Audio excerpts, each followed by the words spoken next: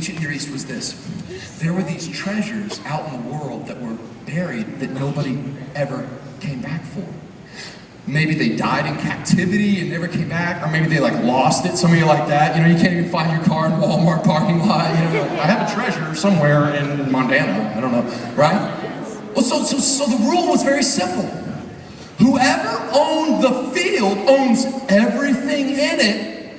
And so if your field contains one of these, you know, they're just innumerable riches. I mean, these are gazillions of dollars of value, right? Whoever owns the field owns everything in it. There was this urban legend that these treasures existed. Now, this guy knew all that. Now, you do too. So let's rejoin him. Could this be one of those treasures buried in a field that's like an urban legend that no one knows if it's true or not? Let's examine, right? He takes the treasure out. It's really heavy, which is a good sign when dealing with treasure. He's like, ugh! Does this guy go right to the owner of the field and be like, excuse me, sir, as the owner of the field, I thought you should know you are the rightful owner of the field. I found a massive billion-dollar treasure in there, and so it belongs to you. Is that what he does? No. He does what you and I would have done, right? First thing he does is look around, make sure nobody sees him, right? And nobody sees him, except a ninja in the corner who's like, I see, but will tell no one. I know. Somebody's like, Tom, that's ridiculous. Matthew gives no biblical account of a ninja. To which I would reply, if he's a good ninja, why would Matthew have seen him? Have you considered the stealth? In your biblical analysis, did you ever consider the stealth? Just so you know, there was no ninja in there. I totally made that up. Don't go back to your Sunday school teacher. Did you consider the stealth? Anyway, he makes sure nobody's looking. And he digs a new hole, he buries the treasure, right? And he covers it up. And he knows the field's gonna cost everything he has, right? And so he runs through the town. Is he begrudging? When this guy discovers the real thing, when this guy discovers the treasure, let me ask you something. Is he worried about the cost? There's such an excitement, exactly. He knows he's getting a bargain. He adds up all of his net worth, and he adds up this gazillion dollars of treasure, and he goes, I'll take the treasure, right? This is worth more than all I'll ever have. So he runs through the streets of the town, and everybody thinks he's crazy. He sells his camel. Yo, who wants my camel? $1,000. Yo, who wants my PlayStation? Who wants my iPod, which they call one pod? Who wants all these things right there? His wife's like going out that night, I'm gonna put on my jewelry. Give me that necklace, we're selling it. What are you doing? You better trust me, woman. Right? The kids are like playing with crayons. Daddy's selling your crayons. Why? You're crazy. Daddy's got this wild look in his eye. Oh, I'm not crazy. I'm not crazy. And everybody's like, no, you're crazy. He goes to the owner of the field, has a written contract, signed at the bottom.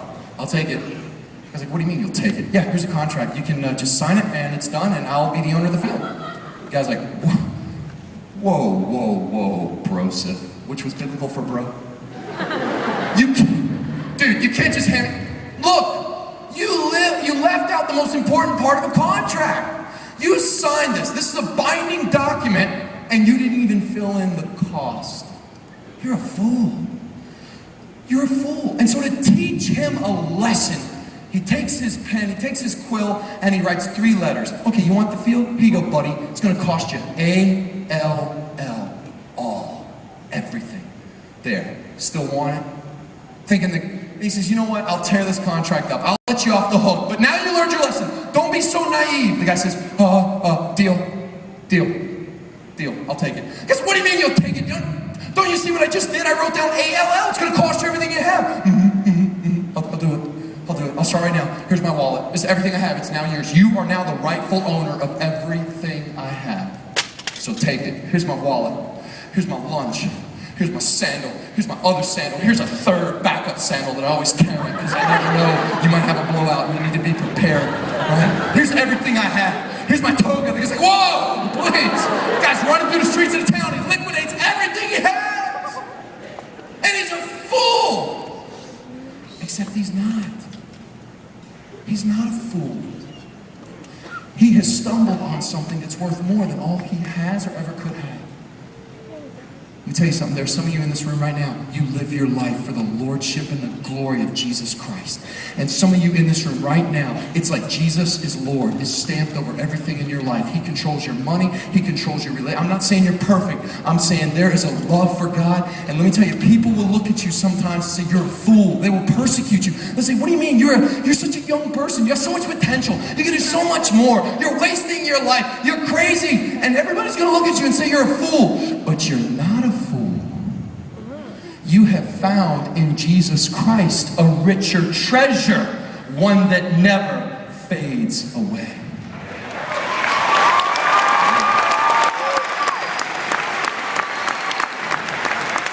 Jim Elliott put it this way: he is no fool who gives up what he cannot keep to gain what he can never lose, right? You know that praise song, all of you is more than enough for all of me?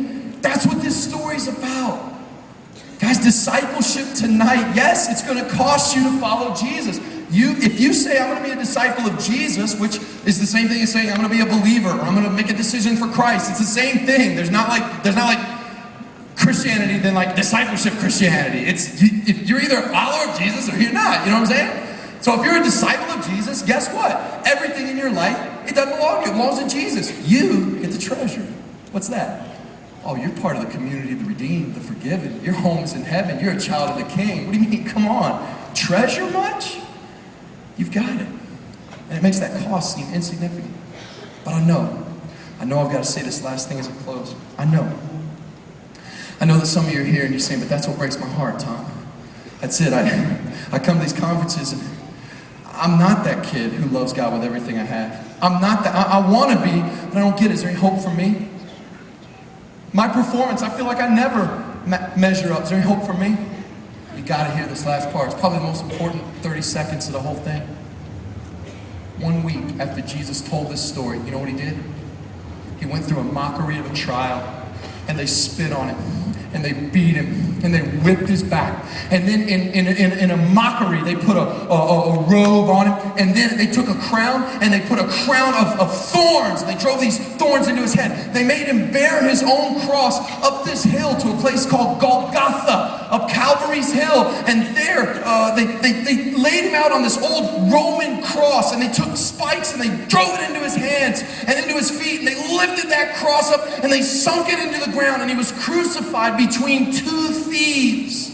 1 week after he told this story, he was crucified and he hung there and he died. Now what was happening was, behind the scenes, was all the wrath of God that should have been poured out on humans like me, like those sheep that wandered off. Instead, it was poured out on Jesus. He absorbed all the punishment of sin that I deserved. He died the death I should have died. And in exchange, he was giving me his right standing with God the Father. He took my punishment. I get his righteousness. So Paul says it this way in 2 Corinthians. God made him who knew no sin to be sin on our behalf, that we might be the righteousness of God. Don't you see it? Don't you see it? He was the one from heaven who gave up everything to buy, to redeem a big old field called planet Earth. I'll say it one more time. He was the one from heaven who, if you will allow me to press the metaphor, he's the one who sold off all he had to buy, to redeem, to purchase with his own blood this big old field we call planet Earth. Wait a minute, Jesus, whoa. You mean to tell me you would give up your seat in glory, your throne, and come down and be born humbly as a little baby in a manger in Bethlehem? Yeah.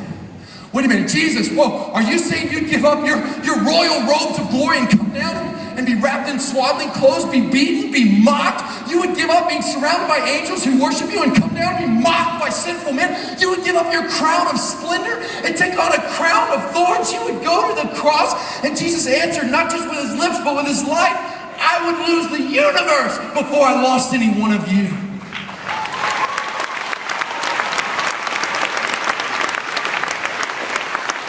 If Jesus is the one who's paid with his own blood to buy this field called planet Earth, then that would make the treasure what? You. It's you, man. It's you. You say, but me, I'm buried. I'm dead and buried in my sin. That's right, and Jesus has come to find you because the good shepherd's not cool until you're home. And he won't quit. His love is relentless. It's pursued, and there's two ways to live your life, guys. You can either every day ask, is it my performance? Am I doing enough? Is it my performance? Or can you ask, is the God of the Bible trustworthy? Did he give his own son? Is he here now? Is Jesus alive? And can you live into that life? If he's alive, wake up every morning and trust him. Don't live your life based on your performance. Live it in the trust of the one who gave up everything because he treasured you and me. I want us to bow our heads and have a time where we can just have a moment to respond